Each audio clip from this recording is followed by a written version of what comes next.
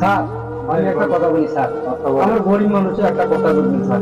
এরা গরিব মানুষ স্যার, দিন আনি দিন খায়, মা বাবা আছে, পরিবার আছে, বউ আছে স্যার। ঠিক আছে, আমরা যদি মন্ত্রী মিনিস্টার হই, আমরা শিক্ষিত সমাজে আমাদেরকে কোনো ভ্যানে উঠলে স্যার ভাড়া দেওয়া হয়। এটা আপনার স্যার ভুল হয়েছে বুঝছেন, একে মারাটা আপনি অনেক ভুল করছেন স্যার। তো আমার দেশের অবস্থায় আমি একটা বুঝলে আমার সাথে কি হয়? আপনি কেন ভাড়া পাবে কেন ওই আমার কাছে? আরে না, এই অত্র এলাকায় আমি কাউকে ভাড়া দেই না। যারা রাজা ছিল তারাও কিন্তু ভাড়া দেয়, ভ্যানালা। এই দুইটা দুঃখ ঠকা যায় না, একটা নাপিত আর একটা ভ্যান চালাক, ঠকা যায় না ভাই, বুঝছেন? আপনি এবারে এই যে লোকটাকে মারলেন, আপনি এটা কি হবে? এই রিস্কে চালাতে পারবেন। কিছুদিন আগে এই হরতাল মিটিং দেশ থেকে হাসিনা পালান, তারপরে কিন্তু রিস্কে চালাইছে, রিস্কে চালে কিন্তু পরিবেশ চালায়।